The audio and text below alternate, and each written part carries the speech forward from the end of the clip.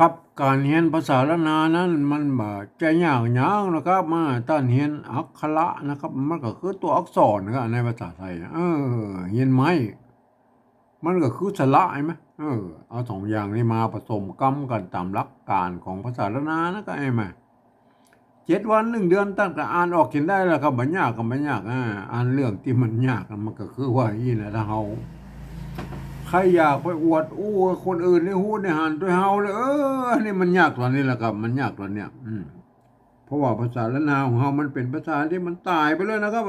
มันไม่ได้ใจในต่างราชการมาเมินนั่นเห็นไหมเพราะฉะนั้นอันการที่เฮาจะเอาไปโชว์คนอื่นในหูในหันด้วยเฮาเนี่ยนี่เฮาจะต้องใช้ภาษาอื่นๆเนื้อมาเทียบเคียงเป็นภาษาละนาวของเฮานะครับครับ อันภาษาที่มันใกล้เคียงภาษาละนาเฮาเนี่ยก็คือภาษาไทยนะภาษาไทยนะครับไอ้แม่เนี่ยมันใกล้เคียงนะเพราะว่ามันเกิดมาจากที่เดียวกันแล้วครับที่พ่อขุนรามคำแหงที่เดียวกันนี่แล้วครับเนี่ยมันแยกไปทางใต้หน่อยเจ้าอโยธยาพวกเขาไปแปลงเป็นอักษรไทยนะเนี่ย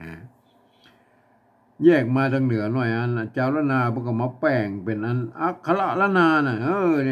นี่ยสองภาษาเนี่ยมันอ่า ไอ้บางคำนะครับสำเนียงมันไอ้เสียงมันยังเหมือนกันอยู่นะครับเนี่ยบางคำนะครับบางคำบางคำมันก็จะแตกต่างกันไปนะก็มันก็ว่ากันไปนะครับสำเนียงใต้เหนือนะแม้กระทั่งในล้านนาของเรานะมันก็ไม่ใช่ว่าเหมือนกันหมดนะครับเนี่ยมีแต่ยวนแต่รั่วแต่ลือแต่เขื่อนแต่ยองอย่างนี้เนี่ยมันก็กันแป้งๆกันเอาไปนะฮะ มันก็อย่างว่ามันก็ฟังกันรู้เรื่องอยู่นะครับพอฟังรู้เรื่องอยู่แล้วก็เหมือนกันเฮากับหมู่เฮากับฟังภาษาไทยรู้เรื่องเหมือนกันเห็นไหมก็หากเงามันมาจากที่เดียวกันแล้วครับเนี่ยมันเป็นอย่างนั้นไหมครับก่อนที่เฮาจะเอาภาษาไทยนะมาสะกดเขียนเป็นภาษาละนาของเฮาที่เป็นห้องว่าปริวัติเฮาไปก่อนในโลกนี่ก็บ่แยกได้กันพ้องนะครับนี่อย่างเวียดนามเนี่ยเดิมทีมันใจ อ่านภาษายึกๆเยอะๆเหมือนภาษาจีนนั่นแหละก็นี่นั่นแต่เนื่องด้วยมันมีสงครามกันหลักยาวนานมาตั้งแต่ปู้นะครับสงครามเดียนเบียนปูพวกนะมาจนถึงสงครามเวียดนามเหนือเวียดนามใต้เนี่ยเห็นไหมมาแล้วกันเมื่ออันปีอัน2518เนี่ยเนี่ยเปิ้นก็ อันบ่สามารถถ่ายทอดอันอักษรอันแบบภาษาจีนนะมาสู่รุ่นลูกรุ่นหลานรุ่นเลนรุ่นโลนเพราะนั้นเนี่ยประเดี๋ยวนี้ลูกหลานเลนโลนเพิ่นอ่านมาได้เขียนมาได้เลยภาษาไอ้นี่นะแบบอันโบราณของไอ้เวียดนามน่ะเนี่ยพวกก็เลยหันไปเอาอักษรอาหรับิกมาเขียนเป็นภาษาของเปิ้นแล้วประเดี๋ยวในเวียดนามนะครับพวกไอ้ใส่จุดใส่หมวกใส่ขีดใส่หัวสปะสเปดแล้วก็ใส่เข้าไปแล้วหามาใส่แล้วเห็นไหม เพื่อมันได้ตามเสียงของภาษาเวียดนามบนนั้นนะครับไอ้จุดโมกีแต่อย่างนั้นมันก็คือวรรณยุกต์นั่นแหละครับเนี่ยคือมันเป็นเครื่องหมายกำกับไว้ว่าออกเสียงนั้นเสียงนี้เลยมันเป็นยังไงไหมอันเฮาอันเนี่ยเป็นลักษณะของการปฏิวัติภาษานะเปิ้นยืมเอาภาษาอื่นๆมาเขียนเป็นภาษาของเปิ้นครับแล้วไปใส่ จุดใส่หมวกใส่ขีดอย่างมั่วดัดแปลงกันไปแบบนั้นอันนี้นี่เป็นการปริวัติภาษานะครับเห็นไหมนี่เปิ้นฮ้องว่าปริวัติภาษาเฮาไปก่อยในยุโรปหรอกครับอย่างเช่นฝรั่งเศสเยอรมันโปแลนด์ยูเครนรัสเซียอย่างพวกนี้นั่นแหละโครเอเชียอย่างนั้นมันหรือยุโรปตะวันออกนั่นแหละเปิ้นก็ใจลักษณะของการปริวัติภาษากันทั้งนั้นนะครับเอาไปอย่าเอาอักษรอาหรับิกเนี่ยไปเขียนเป็นภาษาเปิ้นครับเราไปใส่จุดก็มีซองชุดก็มีบางทีก็หมวกก็มีหมวกปิ้นหมวกโครเอเชียมันง่ายขึ้นไงไหมปิ้นขึ้นนะอันหมวกเวียดนามมันเป็นกรุ๊ปหุ้มลงเนี่ยมันไปคนละลายคนละเพิกเลยไหมเนี่ยเห็นไหมมันก็แล้วแต่ไปจะประดิษฐ์เครื่องหมายมาใส่แล้วก็ในภาษาของเปิ้นเนี่ยอันเนี้ยมันเป็น มันเป็นอันลักษณะของปาริวัติเบิดก็อย่างนี้มาเนี่ยเอาไปก้อยในอังกฤษหรอกครับอันนี้ไปมันลายนั่นล่ะอันนี้เปิ้นเอาอันอักษรอาหรับิกไปเขียนเป็นภาษาเปิ้นแบบโล้นๆเนี่ยแล้วก็แต่เปิ้นมีกฎกติกาอยู่ว่าคือผ่านเสียงไปเลยนะครับจะออกเสียงหยังก็ว่ากันไปแล้วมาคำเดียวประโยคในคำถามนะ มันก็ออกเสียงแบบน่ะถ้าอยู่ในประโยคธรรมดากับเสียงแบบน่ะนี่คือลักษณะของภาษาอังกฤษนะมันก็คล้ายๆกับอันภาษาอันนานาเฮายุคอันต้นๆแล้วก็มันบ่มีไม่เอกไม่โทก็คือไม่เยาะไม่ขอจ้างนั่นน่ะเนี่ยมันก็สามารถพันเสียงกันได้หลายๆเสียงเหมือนกันเนี่ยมันเป็นยังไงครับอันนี้คือลักษณะของภาษาหรือการปริวัติภาษาในโลกนี้นะมันเป็นอย่างนี้ครับไหมครับก่อนที่เฮาจะเอาอันภาษาไทยนะมาเขียนเป็นภาษาละนามของเฮานะหมู่เฮาควรจะมีอันหลักอันอย่างยึดไว้ก่อนนะครับไม่ใช่ว่าอันต่างคนต่างเอามานะครับเห็นไหม10 คนกับ10 แนวความคิดนะต่างคนต่างเอามากับมีออกมาเป็น10 แบบมันเป็นยังไง100 คน100ความคิดใช่ไหมเอามาก็เป็น100 แบบโอ้มันก็จะแบบมันนักไปแล้วมันแบ่งว่าเฮาก็เอาถ้าเฮายึดอันอย่างเป็นจุดศูนย์กลางอยู่นะครับมันจะการเขียนอันปริวัติภาษาละนานี่มันออกมาก็ใกล้เคียงกันนะครับเนี่ยผมเองเนี่ยผมใช้หลักการของอันสภาวัฒนธรรมมหาวิทยาลัยเชียงใหม่นะมันตกลงกันไว้เมื่อปลายปี28นะครับมันตกลงกันไว้ว่าอย่างนี้นะครับอันการที่เอาภาษาไทยเนี่ยมาสะกดเขียนเป็นภาษาละนานั่นเพิ่นบอกว่ากระทำได้อยู่3 แบบหรือ3 รูปแบบนะครับอันแบบที่1นั้นเปิ้นจะเอาไว้สะกดเขียนอันในลักษณ์ศิลาจารึกเอกสารสำคัญน่ะสำคัญในโบราณนะเห็นไหมอันเปิ้นจะบันทึกเอามาทุกเอาอักษรไทยเนี่ยไปบันทึกมาทุกอักขระนะทุกไม้นะครับทุกเครื่องหมายนะแม้กระทั่งไม้กงไม้กังไหลไปเอามาหมดนะเปิ้นบอกเว้นเลยนะอันนี้เป็นการปริวัติแบบละเอียดเนาะมันเหมือนผิวเลยเฮาบ่ถึงในรายละเอียดแล้วเฮาโอเคเนี่ยเอาไปว่าหลักการมันเป็นอย่างนี้เนี่ยเฮาไม่ได้ใจนะเฮาเอาแค่แบบที่2นี่ก็พอนะแบบที่2มันว่าอีนะครับไอ้แม่เนี่ยผมบอกว่ายืมมาอักษรไทยนะครับไปปรับเทียบว่าเป็นอักขระละนาทั้งบนปู้นี่แล้วก็ประกอบกันขึ้นมากับแบบภาษาไทยผสมผสานกันไปแล้วก็บางครั้งไม้หรือสระมันมาตรงมาตัดกันนะครับไอ้แม่เพิ่นก็บอกว่าบูแล้วนะคำศัพท์ได้นะครับมาหน้าตาแบบไทยๆนะ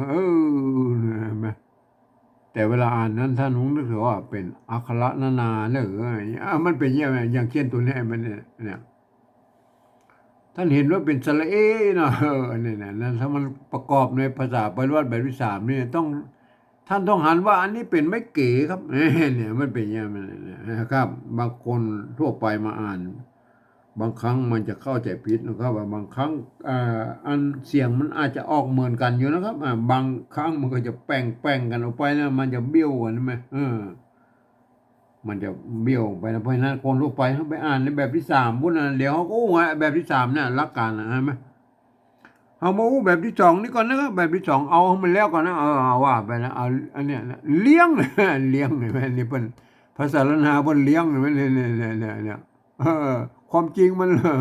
ไอ้เลี้ยงเนี่ยมันมาจากไม่เกี่ยนะครับไม่เกี่ยถ้ามันมีตัวสะกดนะไม่เมื่อมีตัวสะกดไปตัดไม่เกี่ยวเอาไปดูไม่เกี่ยวโบราณก่อนแล้วก็ไม่เกี่ยวโบราณนะนะเนี่ยไม่เกี่ยวโบราณนะเปิ้นยังไงเนี่ยเนี่ยเห็นไหมตัวหะไม่กือไม่กือโบราณเปิ้นน่ะไม่กือก็เปิ้นเอาไม่กิไม้แล้วเปิ้นเอาตะวัดไม้สองน้อยอยู่ตรงกลางนั่นคือไม่กือโบราณน่ะตัดเลยตัดฮือนะเนี่ยมาไม่เกือมาเพิ่นใส่สระเพิ่นบ่มีกันย้อนนะครับเพิ่นก็อ่านว่าสมัยรุ่นนั้นมันบ่มีไม้เหาะไม้ขอจ้างนะครับไม่เอกไม่โทนะเพิ่นจะอ่านหือก็ได้อ่านฮือได้อ่านฮือได้กรณีอ่านฮือฮือฮือไอ้เนี่ยอันนี้ตังอันนี้หยังไม่ใช่ตังอ่านตังก็ได้อ่านตังก็ได้อ่านตั้งตั้งขันอย่ามันอ่านยากพงนะใครมามันบ่มีไม่เองไม่โทนะตั้งขันเบี้ยเนี่ยเบี้ยไม่เกี่ยแล้วก็ไม่เกี่ยเนี่ยเบี้ยอ่านเบี้ยก็ได้อ่านเบี้ยก็ได้อ่านเบี้ยอันนี้330แล330330แลนะเบี้ยแม่เบี้ยมันสมัยเงินล้านนาสมัยรุ่นนั้นเพิ่นฮ้องว่าเบี้ยนะครับเบี้ยนะครับ ตั้งขันเบี้ย330แลเนี่ยนี่มันเป็นยังไงมันตั้งขันนะครับมีอ่านตังและอ่านตั้งและอ่านตังและอ่านตั้งใช่ไหมมัน3 เสียงนะเขาตั้งขันอันนี้ไม่เกี่ยนะครับไม่เกี่ยไหมไม่เกี่ยอันเดิมทีแล้วมันมีไม่เกี่ยนะและอันห่างเนี้ยนะไงมาอันตัวบะนี่เป็นอักษรพยัญชนะต้น มีไม้ซัดกำกับอยู่อย่างบนมานานว่าเบี้ยนะอันนี้แบบเบี้ยไม่เกี่ยอย่างอี้เนี่ยเป็นนิยมนี่มีไม้ซัดกำกับจะนิยมเขียนปูนนะครับในธรรมอีสานปูนนะครับสระเอียเนี่ยไม่เกี่ยเนี่ยเพิ่นจะใส่ไม้ซัดนะครับมาหรืออันเจ้าไตลือตังอันแป้น่านพะเยาลำปางอะไรปูนนะครับเปิ้นก็ใจไม้ซัดนะครับก็กลับไว้ไม่เกี่ยเนี่ยเห็นไหม อันสำหรับเจ้าละนาตายวนจังใหม่เปิ้นเปิ้นว่าอันนี้ไม้สัตว์นี่มันทำหน้าที่เป็นอันไม้เปลี่ยนเสียงเลยหรออ่านว่าเบียร์ก็ได้อันเบียร์ก็ได้เบียร์ก็ได้เปิ้นก็บ่ใส่นะครับเวลาเปิ้นเขียนไม่เกี่ยวเปิ้นบ่ใส่นะครับเปิ้นบ่ใส่เปิ้นก็แล้วแต่นะมันก็เข้าใจไปคนละลายนะครับไอ้เบียร์น่ะเบียร์น่ะคือตั้งขันเบียร์330แลเนี่ยโอเคนะครับโอเค อันนี้ไม่เกี่ยนะเอาไปดูตัวเราไปแล้วกันเนี่ยเมื่อมันมีตัวสะกดแล้วมันเป็นอี้ไหมเนี่ยมันอันไม่เมื่อมันมีตัวสะกดแล้วมันเป็นอี้มันเนี่ยเอาเนี่ยพวกก็มีตั้งสมัยนั่นแหละเอาเลยนะครับใช่ไหมตัวตัวเนี่ยตัวนี่มันเป็นสระอยู่ในอันภาษาอันอ่าบาลีนะครับมันมี8 ตัวนะอีเอโอนะอันเนี้ยอันนี้ตัวนะใส่ไม่กาเข้าไปเปิ้นอ่านว่าเอานะครับเปิ้นก็เอาตั้งแต่โบราณเลยเห็นไหมมันก็เป็นต้นแบบของภาษาละนาของเฮายุคปัจจุบันเดียวนี่เห็นไหมเอาเห็นไหมอันนี้เป็นปัญญาภาษาละนายุคต้นๆนะพวกก็เขียนกันยี่แม่สมัยที่มันแบบมีไม่เยาะไม่ขอจ้างอะไรไม่เนี่ยเปิ้นมีก้าไม่ซัดอย่างเดียวพวกก็ ใจไม่ซัดอย่างเดียวนั่นแหละอย่าท่านจะเอาเสียงอย่างก็ว่าไปนะว่าแม่เอาหากนั่นเนี่ยแถมมาปอไอ้ไม้ซัดมันแตนเป็นไม่กักก็ได้นะแตนตกกะอยู่ทั้งลุ่มเนี่ยหากใช่ไหมเอาหากใช่ไหมอันเนี้ยถ้าเป็นอันเนี่ยตัวละเนี่ยนะครับมันใจร่วมกันในภาษาไทยภาษาละนานะครับมันแช่เป็นอันภาษาไทยนะครับมันแช่อันเป็นภาษาละนามันใจร่วมกันแล้วมันเกิดมาจากที่เดียวพ่อของเราก็แม่งเนี่ยอันถ้าไปทางใต้เนี่ยเป็นอันว่ารากนะอันเมื่อมาทางเหนือเป็นเอาว่าหากหากเอาหากนะเข้าใจไว้นะตัวนี้มันมีหลายตัวนะไอ้ตัวละเนี่ยถ้าเขียนถ้าเป็นเสียงอันบาลีมันออกเสียงรอนะครับอย่างเช่นรัมมนาฏนะรัมมนาฏหรืออันอย่างว่าอันอย่างเนี้ยเป็นไอ้ตัวละเนี่ยมันออกเสียงรอนะอันนี้มุกไม่มะใช่ไหมไม้กุไม้สั้นนี่ทำหน้าที่เป็นไม้กักนะมั้ยแทนตัวกะอยู่ข้างๆนี่อ่านว่ามุกอันนี้หลวงไม้กัวใช่ไหมพอดีมันเป็นตัวสะกดแล้วมันหลวงเนี่ยเพิ่นก็เอาตัววะไปข้างบนด้วยมันเนี่ยโอเคนะเพิ่นเลื่อนไปไว้ข้างบนด้วยมั้ยก็อันนี้เป็นตัวพิเศษนะของอันหลวงสมัยนั้นใช่ไหมบางครั้งเปิ้นก็เอาวะมาไว้ทั้งร่มไม่น่าสมัยรุ่นหลังๆได้มาอย่างเก้นไต้เขินนะเปิ้นจะเอาหลวงอย่างนี้มาได้มั้ยบางคนก็เอาไว้ข้างนอกนี่มันก็ได้นะสมัยนี้ใช่ไหมแต่อันสมัยนั้นมันจะเติกไม่กี่นะครับเปิ้นเอาหลวงเอาตัววะไว้ข้างบนนั่นหลวงเอาหากมุกหลวงเขี้ยวไม่เนี่ยไม่เกี่ยนะตัวแรกมันมีไม่เกี่ยนะตัววะนี่ยังมีนะมันก็อันเขียก็ได้อันเคียก็ได้นะเห็นไหมเมื่อมันมีตัวสะกดเนี่ยตัววะเห็นไหม ป้นก็ตัดไม่เก๋ออกแล้วมาเนี่ยอ่านเขียวก็ได้อ่านเขียวตอนนี้นี่อ่านว่าเขียวเนี่ยเขียวใส่เหล้าเหล้าไม่เก่าห่อนึ่งไงมันเนี่ยใส่เหล้ากินคันอะไรอย่างนั้นเนี่ยโอเคนะครับใส่นะใช่ไหมมันมีไม่ยอกอ่านว่าใส่เหล้ากินอันนี้เนี่ยเขียวนะมาเขียวคือดูเขียวไม่เกี่ยนะครับมันมีอันตัวสะกดแล้วไปตัดไม่เก๋ออกนั่นมันก็เป็นหลักการของอันที่มันมีมาแต่โบราณแล้วพวกก็ใจกันมาสืบทอดกันมาแล้วก็มันไม่ใช่มีภัยมาตั้งกฎเกณฑ์นะครับโบราณมันตั้งกฎเกณฑ์ไว้ให้เรียบร้อยแล้วกฎเกณฑ์ของภาษาละนาไหนมาหาว่าดูอันตัวต่อไปแล้วก็มันเนี่ยเมื่อมันเป็นตัวอัน อันเนี้ยอุ่นนะไม่เนี่ยไม่กุนะตัวละสะกดตัวนะสะกดตรงบนอยู่ตรงบนโดดเนี่ยป้นเขียนเป็นตัวละแตนนั่นแหละอุ่นเนี่ยจะอ่านอุ่นก็ได้อุ่นก็ได้อ่านอุ่นก็ได้น่ะกรณีนี้อ่านว่าอุ่นแล้วก็อุ่นกินอันนี้กินตรงตัวแล้วใช่จะกินจะกินก็ได้กินก็ได้กรณีอ่านว่ากินครับอุ่นกินนั่นเนี่ยหายแล้วก็นั่นน่ะหายนะอันนี้ตัวหางเนี่ยมันรับอยู่ไอ้เจือกมัดไอ้ปั๊บใบลานเนี่ยใบลานน้อยแต่แป๊บนะครับแม่นพวกนี้เป็นใบลานใบลานน้อยนะครับใบลานน้อยแต่แป๊บจะผลเขียนตำหายานะครับอันนี้เป็นรุ่นแรกของภาษาละนาเลยนะครับอุ่นกินหายอันนี้เนี่ยอันนี้ตัวกะนะอ่านว่ากัดนะครับเสียงตีตายกัดอันนี้เสียไปไหมเนี่ยไม่เกี่ยไม่เกี่ยไหมเนี่ยไม่เกี่ยไม่จะอ่านเสียก็ได้นะถ้าว่ามีบ้านเนี่ยอ่านเสียอ่านเสียอ่านเสียเสียนะครับเห็นไหมเมื่อมีตัวสะกดแล้วเพิ่นจะตัดไม่เกออกนั่นน่ะเพิ่นก็บ่มีไม่สั้นนะครับอันนี้เมื่อมีตัวสะกดแล้วมันเห็นไหมเสียบเห็นไหมเสียบเห็นไหมเนี่ยมันสังเกตได้ว่ามันไม่เกี่ยวเพิ่นบ่มีอันไม่สั้นแล้วก็มันเป็นอย่างนั้นมาก่อนแล้วแต่ใครจะพิจารณากันแล้วยึ่งนะเสียบนั่นเสียบเห็นไหมยึ่งอันนี้อันได้มันได้ไม่ไก่ตัวได้ไม่สัตว์ต่างบนนั่นในกรณีนี้มันทำหน้าที่เป็นว่าท่านจะเอาเสียงอันยังก็ได้เอาอันใดก็ได้อันใดก็ได้อันใดก็เนี่ยมันเป็นยังไงไม่สัตว์สมัยนั้นเราไม่เยาะไม่ขอจังไม่เอกไม่โทนั่นเนี่ยเสียงเนี่ยไม่เกี่ยเนี่ยอันนี้ไม่เกี่ยเสียบไปมามันสะกดด้วยตัวบะเสียบอันนี้อันเสียบแม่สะกดด้วยตัวบะมันออกเสียงเอกนะเสียบไปไหมอันสะกดด้วยตัวงะเนี่ยตัวบะเป็นอักษรกลางนะกะดาบะเนี่ยมันถ้าสกะดาบะแล้วมันก็จะออกเป็นเสียงเอกนะอันนี้ไหมอันนี้สะกดด้วยตัวงะเนี่ยมันอ่านเสียงก็ได้อ่านเสียงก็ได้อ่านเสียงมันเป็นยังไงมันเนี่ยอันนี้มันอ่านเสียบนะครับมาเสียบไหม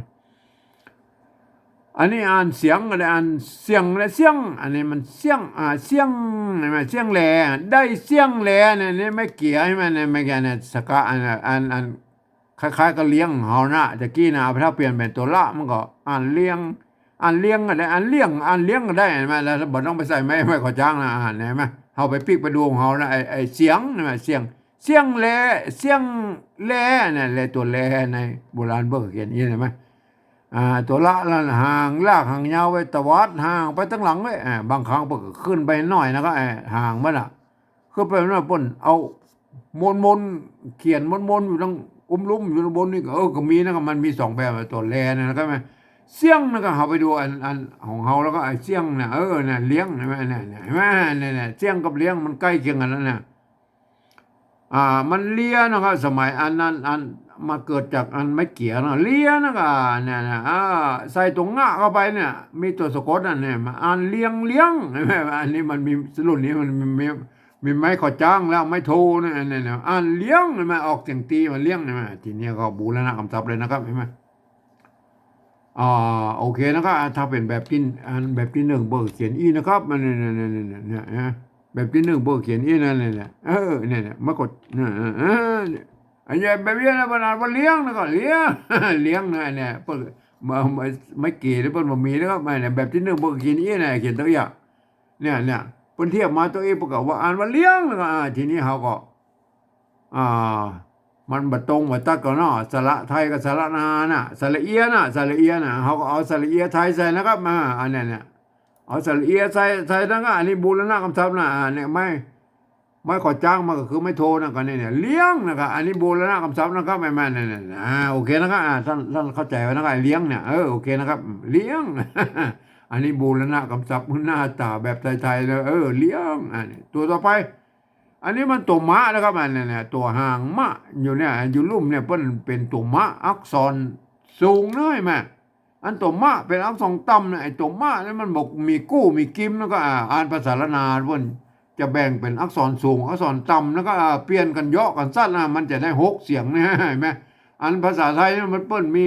ไม่เอกไม่โทไม่ตีจัตวาเปิ้นอย่าพันเลย5เสียงเนี่ยมันเป็นยังไงไหมมันกระทั่งกับไปพิจารณากับการที่เอาภาษาไทยมาเขียนมันก็ยุ่งยากพอสมควรนะเอา5เสียงมาเขียน6เสียงเนี่ย แต่อันภาษาปฏิวัติแบบที่สองเนี่ยมันบ่มีปัญหานะครับ เพราะว่าเป็นการเทียบเอามานะครับแต่เวลาอ่านนั้นเราก็อ่านแบบเป็นภาษาล้านนาพูดหน่อยเห็นไหมมันมาอันเนี้ยเนี่ยเห็นไหมตัวมะนะครับมันก็หอมอนะหอมออันเนี้ยเนี่ยเทียบมันเลยตัวหอมอนะอันนี้มีอย่างเดียวก็คือไม่กากับสระอาเนี่ยมันยากแล้วมันยากอันนี้หมาเนี่ยเต่าแล้วเขาก็โอเคแล้วมันตรงตัวละไอหมาก็หมาอันนี้เราตัวละมันเนี่ยกับมะไอมะมันเอาตัวห่างมะซ้อนเนี่ยถ้าเป็นอันตัวละนั่นเนี่ยตัวละนะมันเป็นอักษรอักษรต่ำเหมือนกับตัวมะเนี่ยเห็นไหมมันบ่มีตัวละมันบ่มีอันอักษรละนะมันก็เอาตัวหะเนี่ยมันไว้ทั้งอัน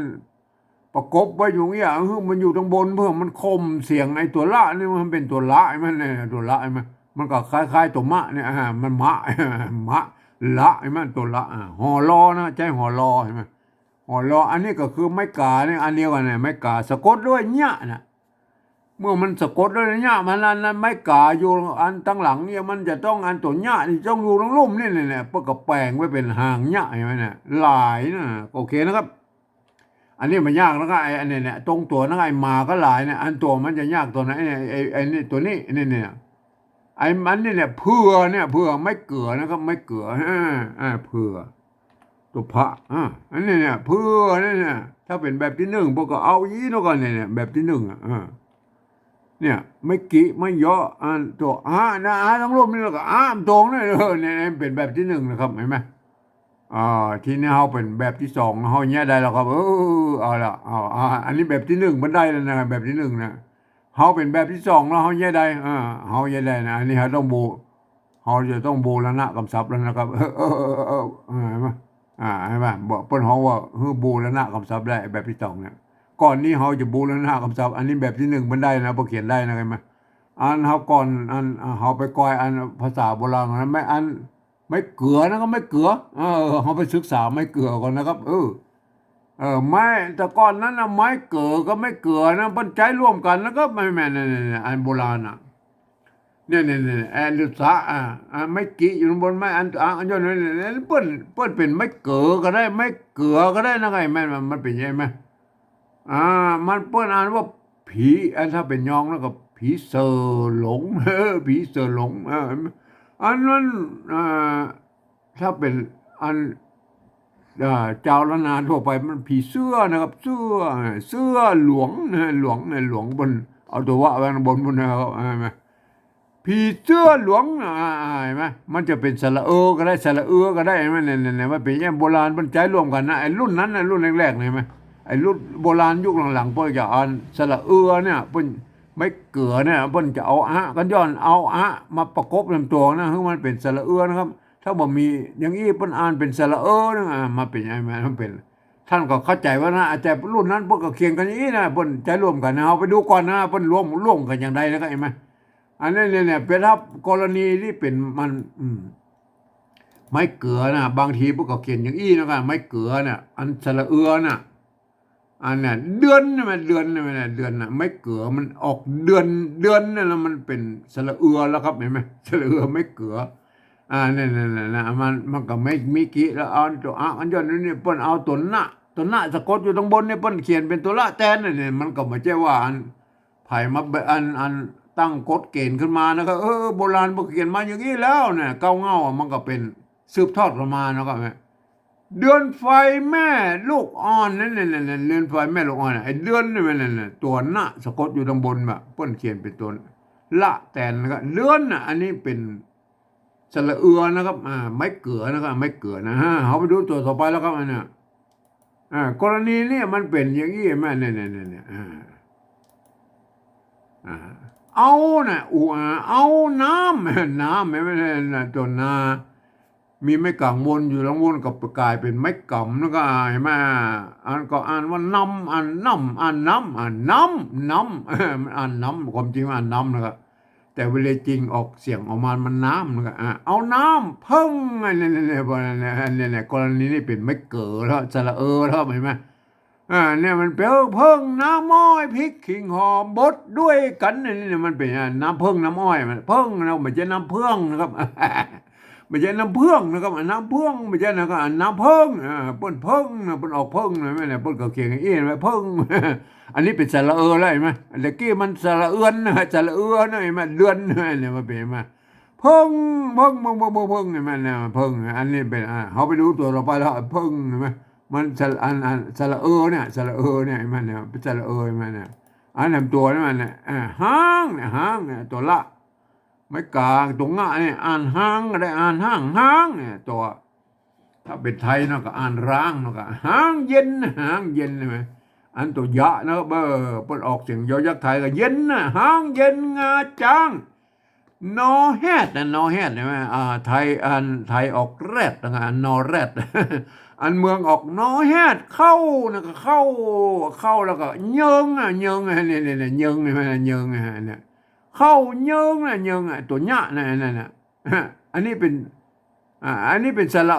นั่นนะสระเยิงไม่ใช่เยืองนะไม่ใช่เยืองเยิงนี่มันน่ะก็เขียนนี้มันบางครั้งมันก็จะเป็นสระใช่ไหมบางครั้งมันก็เป็นสระได้ใช่ไหมนี่เอาไปก้อยแล้วนั่นเอาไปก้อยมันตัวแล้วเนี่ยอันนี้มันเป็นสระนะครับโอเคนะใช่ไหมอันนี้เราพวกเขียนกันอย่างเหมือนกันที่อันเยิงเมื่อกี้อันเยิงเนี่ยอันเนี้ยเนี่ยเหมือนเยิงนะมันเปลี่ยนอันตัวปะใช่ไหมสะกดด้วยตัวยะเนี่ยถ้าเป็นย่องพวกอ่านว่าเปิกเนาะเป็นสระเนาะสระเนาะอันถ้าทั่วไปมันอ่านว่าเปลือกเปลือกลมแรงเนี่ยเห็นไหมเปลือกลมแรงเปลือกซ่อนเปลือกขี้เล็กเผือกใช่ไหมเผือกใช่ไหมอันเนี้ยเปลือกเนี่ยเปลือกใช่ไหมเนี่ยเบอร์เปลือกอะไรไหมอันนี้ถ้าอ่านว่าเปลือกมันเป็นสระนะเปลือกลมแรงเปลือกสั่นอันนี้มันไผ่ได้อยู่มาขีดอันนี้มาใส่ตรงนี้มันใจก็นั่นเนี่ยมันมีมะเยาะแล้วก็ไอ้มันขีดไปอันมันสั่นเปลือกขี้เล็กเนี่ยขี้เล็กเผือกใช่ไหมไอ้คำว่าเผือกเนี่ยเผือกใช่ไหมเนี่ยเนี่ยเผือกเนี่ยที่เขาจะเขียนต่อไปเนี่ยเผือกใช่ไหมเนี่ยเผือกไม่มันเป็นสระนั่นเนี่ยเผือกใช่ไหมเผือกใช่ไหมเผือกใช่ไหมเผือกเล็กขี้เล็กเผือกเผือกมันก็ขาวปนๆนั่นแหละแค่เหมือนจ้างเผือกจ้างขี้เล็กเผือกมันก็ออกขาวๆนะเห็นไหมเผือกจะอ่านเผือกก็ได้ถ้าเป็นยองพวกอ่านเผือกขี้เล็กเผือกมันไม่เป็นอย่างนั้นท่านเข้าใจแล้วนะครับอันสระอันสระอันปนใจร่วมกันอันสมัยอันบรรณายุคอันปลายแล้วนะก็พวกก็พัฒนามาคือมันมีไม้เยาะไม้ขอจ้างแล้วก็แต่งให้มันเป็นอันสระปนแยกสระให้มันเสียงสั้นเสียงยาวอันสระอันสระเนี่ยพวกก็จะแยกกันเป็นอย่างนี้นะมันเนี่ยเป็นอันเพื่อจะเอากันย้อนใส่มาให้เป็นสระนะไม่เป็นไม่เกลือเนี่ยเป็นใช่ไหมเนี่ยอันก็เลยอย่างอี้มันกลายเป็นไม่เกลือนะครับเห็นไหมถ้ามันมีอันนี้เป็นไม่เก๋อนะครับเห็นไหมโอเคนะครับท่านโหนะอันนี้เป็นคือมันก็อันละนายุคต้นๆก่อนอย่างว่ามันก็โอ้เป็นเริ่มต้นของภาษาละนานะครับมันเริ่มต้นแล้วมันเป็นภาษาบาลีนะครับอักษรที่เปิ้นอันมาประดิษฐ์เป็นอักษรละนาเนี่ยอันขั้นต้นแล้วเปิ้นเอาเขียนเป็นอันภาษาธรรมบาลานาบาลีก่อนนะก็เห็นไหมกว่าจะมาเป็นภาษาเจ้าบ้านรุ่นตะกี้ไหนไหมที่มันแบบมีไม่เอกไม่โทคือไม่เยาะไม่ขอจ้างนั่นไอ้มาอันนี้เป็นรุ่นแรกนะครับมาเปิ้นก็ยังว่าเปิ้นยังบางสิ่งบางอย่างเปิ้นใจอันร่วมกันเยอะไม่เก๋อก็ไม่เก๋อไหนไหมไม่กี้ก็ไม่กือเห็นไหมเปิ้นก็ใจร่วมกันนะมันก็อย่างนั้นไหนไหมมันก็ร่วมกันหลายตัวอยู่นะก็ไอ้มันเป็นอย่างนั้นไหมอันรุ่นอันละนายุคปลายมาเปิ้นก็แยกออกมาแล้วไงมันแยกออกมาแยกไม่กี้ไม่กือไม่ไม่กี้ไม่กี่ไม่กึไม่กือเนี่ยมันไม่กี้ไม่กี่เนี่ยมันแยกกันตั้งแต่มอเนอร์แล้วอันไม่กึก็ไม่กือเนี่ยพวกก็แยกกันไปแล้วเป็นไม่กึก็ไม่กือมันเป็นยังไงอันไม่เก๋อก็ไม่เก๋อพวกก็แยกไปแล้วใช่ไหมอันถ้าเป็นไม่เก๋อมันก็เป็นยี่เนี่ยเอาย้อนใส่เอามาใส่ตัวมันหูว่าเป็นตัวสะกดนะอันนี้เป็นอันไม่เก๋อนะเอาหูละเป็นไม่เก๋อนะไอ้มาอันโบราณบนใจไม่กี่หรอกครับอันนี้เนี่ยอันนี้เนี่ยอันนี้เนี่ยสมัยนั้นปกติไม่กี่ก็ได้ไม่เกือก็ได้นะอันนี้เนี่ยเพิ่นโบราณ โบราณยุคปลายๆของละนาแล้วเพิ่นจะใจไม่กิก็ได้ไปไม่กือก็ได้ก็คือเป็นสระเอือเนี่ยสระเอือเนี่ยโอเคนะครับทีนี้เฮาก็บูรณะคำศัพท์แม่นอบูรณะคำศัพท์คือเป็นอันสระเอือไทยอ่ะสระเอือไทยเอาสระเอือไทยเอาสระเอือไทยมาใส่แล้วก็เนี่ยสระเอือไทยสระเอือเนี่ยอันเนี่ย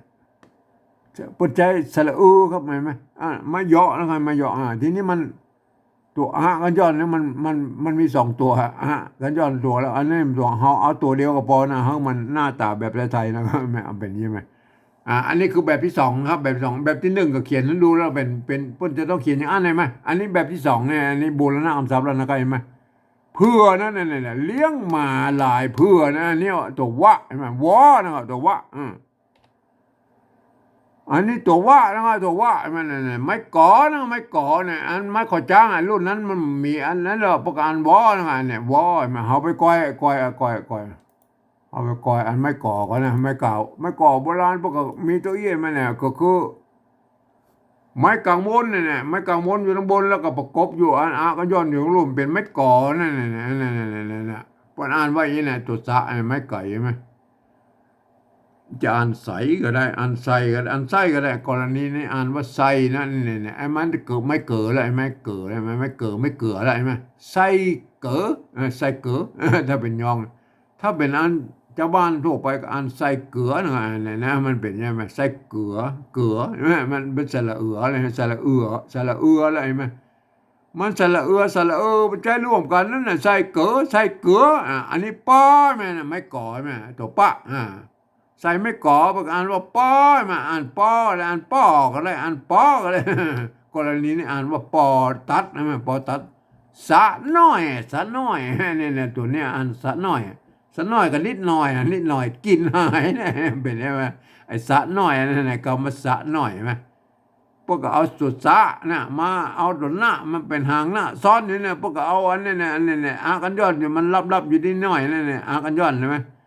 แล้วเปิดใส่หางเนี่ยนะเปิดอ่านว่าสัตว์น้อยเปิดอ่านว่าสัตว์น้อยกินหายนะเป็นยังไงใส่เกลือโพแทสน้อยกินหายนะถ้ามันเป็นไม่ก่อมันมีอันสักตัวสะกดเลยเนี่ยตัวงะสะกดเลยไหมเพื่อจะตัดไม่กังมนเอาเนี่ยมันก็คล้ายไม่ไม้อย่างอื่นๆไม้เกี่ยไม้อย่างมุนนั่นนะก็ไม้เพื่อก็เหมือนกันนะเพื่อจะตัดอันตัวหน้าไว้เพื่อมันสั้นๆนะครับเห็นไหมเนี่ยอันเนี้ย ปอตัวสง่าเป็นตาตัวอันกลางบนปองบิเกาลิ้นปองปากบ่อได้ลิ้นใกล้ลิ้นปองอย่างก็ว่าไปน่ะลิ้นปองลิ้นปองเลยจะอ่านปองก็ได้อ่านป้องอ่านป้องอะไรมันอ่านได้3 เสียงไงมันนะกรณีอ่านว่าปองนะลิ้นปองครับอันนี้คืออันไม่ก่อนะครับเอาไปดูอันตัวอันนี้หรอที่มันตัวสะกดนะมีตัวสะกดเนี่ยอ่าไอ้ใบไอ้เนี่ยใบนี่ตัวปะไม่เก๋าอันนี้ไม่เก๋านะเพราะเอาตัวละมากั้มไว้เฉยๆแล้วมันมาอ่านส่งแล้วนะจะอ่านเป๋าก็ได้อ่านเป่าอ่านเป้าอันในกรณีนี้เป็นใบเป้านะใบเป้าตองแตกอันนี้ตองแตกนี่ตรงตัวเลยนะตองแตกอันนี้ว่องไงมันว่องไม่ว่องนะว่องไม่ก่อไม่ก่อนะตัววอแล้วนะไงมันใส่ตัวงะ มันจะอ่านว่องและอ่านว่องและอ่านว่องในกรณีนี้อ่านว่าว่องว่องก็เป็นว่องเป็นอันว่องมันก็เป็นง่องเข้ามาหน่อยว่องนะใบเป้าตอกแต่งตองแตกว่องว่องใช่ไหมว่องโอเคนะครับเห็นไหมว่องท่านเห็นว่องมันมีตัวสะกดอย่างนี้มันเป็นนี่นะถ้ามันมีตัวสะกดนี่หรอไม่ก่อมันก็อ่านว่าวออ่านวอได้ อ่าอ่านวอก็ได้อ่านวอก็ได้เป็นวออย่างตะกี้นะไอ้วอใช่ไหมวอโอเคแล้วก็ท่านก็ไปดูเองนะวอนะนี่วอเอาละโอเคแล้วเห็นไหมถ้าเป็นแบบที่1ไปเอาไม้กังมนมาโดยนะเห็นไหมอันหนึ่งเขาแบบที่2นี่เขาเอาแค่ไม้กดจ้างมาพอแล้วนะเป็นมันบูรณะกับทำเพิ่มเป็นเอาพื้นหน้าตาแบบไทยกับอีวอนะได้แล้วนะครับอันนี้คือภาษาปฏิวัติแบบที่2นะครับเห็นไหมได้ละจะเป็นอัน แต่ยอนแต่ลวแต่เลือแต่เขินแต่ยองมันก็ควรจะใจร่วมกันอย่างอี้นะครับภาษาไปว่าแบบที่2นะหลักการอันสภาวัฒนธรรมมหาวิทยาลัยเชียงใหม่เพิ่งก็ กำหนดมาอันตกลงกันเมื่อปลายปี28พวกก็อันสามารถใช้ร่วมกันในภาษาละนาได้นะครับไอ้แม่นั่นน่ะมันเป็นไอ้มาก็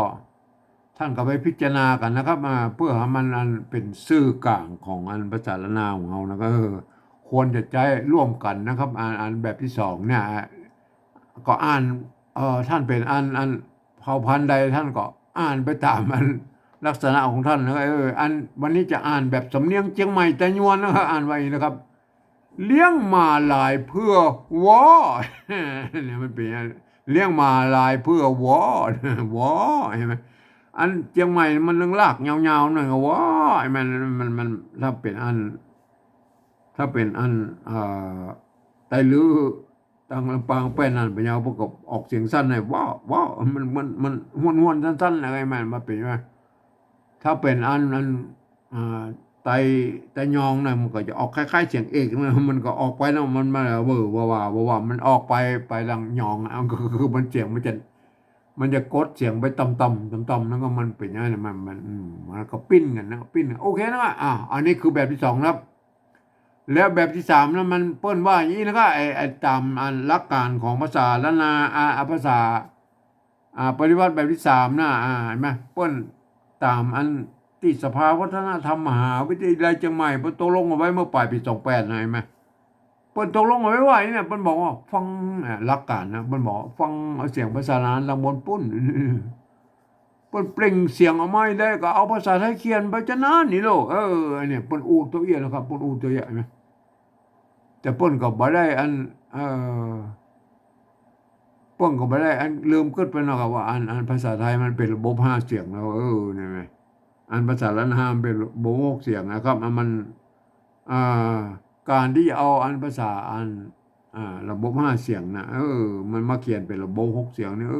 มันคนละระบบกันนะครับไทยกับละนาใช่มั้ยทีนี้มันจะได้เสียงบ่ครบครับก็คืออันที่พูดเขียนมาได้นะก็คือเสียงโทพิเศษโทเมืองนะเห็นไหมป้นไม่ได้สร้างบรรณยุกต์ไว้นะครับเห็นไหมนะก่อนแล้วแต่ภายจะปริวัตินะครับอันนี้คือแบบที่สามนะแบบที่สองนั้นมันแล้วไปแล้วนะครับเห็นไหมอันแบบที่สามเนี่ยมันจะต้องปริวัติตามเสียงครับเห็นไหมตามเสียงทีนี้ก็วันนี้จะเขียนแบบเสียงแบบอันสำเนียงแบบอันไตโยนเชียงใหม่แล้วก็ก็มันก็อย่างว่านะครับว่าเขาก็ตามสะกดไปตามนั้นเลยครับไหมครับวันนี้มันมีอันเสียงโทพิเศษนะครับมาเฮาจะพันเดี๋ยวถ้ามีเวลาเราผมจะพันเสียงให้ดูนะครับเห็นไหมหรือถ้าว่ามันพันหรืออะไรได้ปกก็จะพันให้ดูนะครับอันนี้เอาตัวแรกนะครับฟังข้างบนโอเคนะครับเลี้ยงนะครับเสียงตีมันเลี้ยงภาษาละนาบนอ่านว่าเลี้ยงเห็นไหมอันเนี้ยแบบที่สองนี่ก็เลี้ยงเอาเลี้ยงไทยเรากับเลี้ยงเอาภาษาไทยสะกดเลยนะเลี้ยงเพื่อเขียนอย่างไรเราครับเห็นไหมอันนี้เอาภาษาไทยสะกดเขียนแล้วเลี้ยงมันได้เท่ากันเลยมันได้เท่ากันเลี้ยงเนี่ยเห็นไหมบางคำมันก็ออกเสียงเหมือนกันอยู่แล้วก็เลี้ยงเนี่ยเลี้ยงมันก็เลี้ยงเหมือนกันนะก็ไอ้แม่น่ะไทยกับละนาเนี่ยมันภาษามันเงามันไม่ตีเดียวเลยก็ปอกเราก็แหงเนี่ยมันแยกไปทางใต้ทางเหนือแล้วตัวต่อไปแล้วก็มันอันนี้มันเต่าอะไรเลี้ยงเนี่ยเฮาบ่ต้องมายุ่งนะครับมันต้องไปปฏิวัติอะไรอย่างละมันก็เอาปุ่นมาเขียนเลยนะเอาภาษาไทยมาเขียนเลยเอาตัวต่อไปนะครับหมาอันนี้หมาเห็นไหมหมาออกเสียงจัตวาลหมานะอันนี้แบบที่สองนี่ก็หมานะอันนี้ตัวหมานะครับตัวหมาไม่กะหมานะเอาหมาไทยใส่แล้วก็หมาอันหมาภาษาไทยพอเขียนอย่างไรแล้วก็เต้ากันนะแล้วหมาเลี้ยงหมานี่เต้ากันแล้วมันเต้ากันนะโอเคนะเต้ากันก็เต้ากันนะโอเคเขาก็ไม่ต้องมายุ่งนะอันตัวเราว่าเราหลายนะออกเสียงจันว่าหลายมันหลายมันอันนี้เนาะอันนี้ก็หลายนะหลายอันนี้หลายนะเขาบอกพอลงบนว่าเขารับหูรับตาใช่ไหมรับรับตาก็พอต้องรับหูนะครับเขาได้ยินแล้วว่าหลายเอาหลายภาษาไทยเลยแล้วหลายเต้ากันแล้วเลี้ยงมาหลายเต้ากันใช่ไหมมันเต้ากันเขาไม่ต้องมายุ่งไม่ต้องไปพลาดอย่างนี้จะยังไงไหมอันตัวเราไปแล้วเพื่อนะก็เพื่ออันนี้เนี่ยอันนี้ไม่เกิดนะ พออ่านภาษาละนามันออกเสียงเพื่อนะก็อันนี้อันนี้เราอันแบบที่สองนี่เปิดกับเพื่อนะก็เพื่อเสียงเอกนะเพื่อเห็นไหมเอาภาษาไทยเขียนแล้วก็เอาไปพอทั้งหมดเวลารับตายอะเพื่อนะเอาเพื่อไทยใส่นะครับเพื่อสะกดเขียนเลยนะครับเพื่อเอาเพื่อเต้ากันมาแล้วเต้ากันมาแล้วเพื่อเนี่ยนี่แหละมันเต้ากันเขาก็ไปต้องมายุ่งนะครับอันนี้ตัวต่อไปแล้วตัวสุดท้ายเนี่ยภาษาละนาบนวอนะครับวออันนั้นวอเสียงวอนะครับวอเสียงตีแล้วก็วออันแบบที่สองแล้วอันนี้ก็ตัววะนะครับเห็นไหมเพิ่นก็อ่านว่าวอนะเสียงตีเอาวอวอภาษาไทยเขียนแล้วครับวอวอเอาสะกดได้แล้วมันต้องไม่พอทั้งหมดวุ่นเอาวอเต้ากันแล้ววันนี้เต้ากันหมดเห็นไหมเนี่ยภาษาไทยภาษาละนาบางครั้งมันก็เนี่ยแหละมันเกิดมาจากที่เดียวแล้วครับบางเสียงมันก็เต้ากันยังเลี้ยงหมาลายเพื่อวอเนี่ยมันก็เขียนได้เหมือนกันได้ไหมเนี่ยมันเสียงมันออกเหมือนกันแล้วเลี้ยงหมาหลายเพื่อวอเพื่อวอลางเลี้ยงหมาหลายเพราะว่าเพียงแต่อันมันจะผิดกันออกเสียงกันอันนิดหน่อยคือไอ้หมาเนี่ยนะมันจะอันถ้าหมาไทยนะมันจะหมานะหมาเลี้ยงหมาหลายนะอันหมาเนี่ยอันในหมาเสียงภาษาอันไตโยนจังบ้านหมามันจะยาวหน่อยนะครับเลี้ยงหมาใช่ไหมเลี้ยงหมาหลายเพื่อว่าหมาหลายมันลากยาวหน่อยนะครับมันก็เป็นอย่างนั้นเสียงจารวาของมันผิดกันตรงนี้เสียงปลายเสียงน้อยเดียวไปแล้วนะครับเห็นไหมเพียงแต่ว่าถ้าเป็นไทยก็เลี้ยงหมาหลายมันป้นเหมือนลากยาวเลี้ยงหมาหลายเผื่อวอเผื่อวอมันเป็นอย่างนั้นถ้าเป็นอั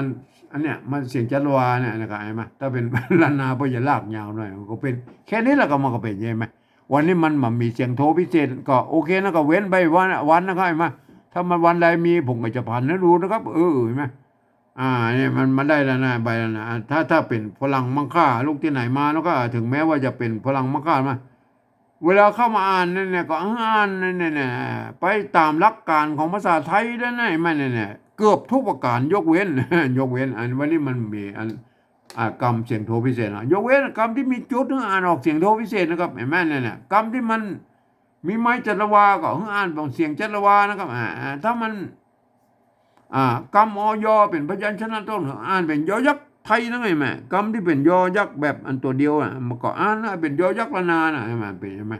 ถ้าท่านอ่านแล้วท่านจะได้สำเนียงเชียงใหม่ใจโยนไปแล้วนะอ่านไว้อย่างนี้นะครับอ่านสำเนียงเชียงใหม่ใจโยนอ่านไว้อย่างนี้นะครับเลี้ยงมาลายเพื่อวอนี่สำเนียงเชียงใหม่ใจโยนอ่านแบบที่สองนี่แหละครับแบบที่สองพวกก็จะท่านจองมันวันนี้มันคงอ่านเหมือนกันละคงอ่านเหมือนกันแต่ท่านพูดว่ามันที่มันบางวันมันก็คนทั่วไปไม่สามารถเข้ามาอ่านได้นะเพราะมันจะผิดเพี้ยนกันนะครับไม่ว่าสั่งบางสำเนียงแต่วันนี้มันอ่านแล้วมันก็คงเต้ากันใช่ไหมก็อ่านว่าอย่างนี้นะครับเนี่ยอ่านว่าเลี้ยงมาลายเพื่อวอสำเนียงเชียงใหม่แต่ยวนนะครับพอสารนาตะบนพวกก็บ่มีปัญหาอย่างนะครับมันก็เขียนกันได้อย่างนี้นะส่วนใหญ่อะไรมาบางครั้งมันภาษาละนาของเขามันมีหลายตี้หลายเผ่าพันธุ์นะครับแต่ยวนแต่ลวดแต่เลื่อยแต่กันแต่ยองใช่ไหมเปิ้นบางครั้งเปิดเขียนอันนี้บางครั้งไอ้ตัวละเนี่ยไปใจห่าง ตัวหะแล้วก็ใจห่างละก็ยังมีนะห่างละเนี่ยมันเป็นนั้นเนี่ยเป็นตัวละเนี่ยมันก็สุดแล้วแต่นะจะเป็นห่างหรือเป็นละน้อยเนี่ยมันก็สุดแล้วแต่นะมันก็ยังว่ามันเขาก็ไปว่าไปกับได้เนาะก็อันนั้นไม่เกือเนี่ยไม่เกือเนี่ยบางที่เปิดใจไม่เกือก็ได้ไหมไม่เกือเห็นไหมใจไม่เกือก็เอาไม้กี้มาหน่อยแล้วเอาตวัดห่างไว้เลยนะมันเป็นไม่เกือสมัยรุ่นหลังๆใช่ไหมรุ่นแรกๆไม่เกือเพิ่นจะเอาไม้กี้มาเขียนเพิ่นเอาไม้สองน้อยตวัดไว้ตรงกลางนั่นก็สุดแล้วแต่ท่านจะเขียนแล้วก็ใช่ไหมไม่เกือใช่ไหมเลี้ยงมาลายเพื่อวอเนี่ยพวกอ่านกันได้ยี่นะอันนี้คืออ่านแบบสำเนียงเชียงใหม่ตะโยนเลี้ยงมาลายเพื่อวอนะครับถ้าเป็นสำเนียงอื่นท่านก็อ่านไปตามของสำเนียงของท่านนะครับมันก็อย่างว่ามันก็ผิดแพกันน้อยนะครับเห็นไหมนิดๆหน่อยๆเองแต่ฟังหูเรื่องนี้นะก็โอเคนะเห็นไหมครับวันนี้มันเป็นการปฏิวัติภาษาละนาแบบ สำเนียงไต้ยวนเชียงใหม่นะครับวันนี้สั้นๆหน่อยก็ท่านเป็นสำเนียงอื่นก็ท่านก็ไปพิจารณานะครับท่านจะเอาอย่างไรก็สุดแล้วแต่ท่านนะครับเห็นไหม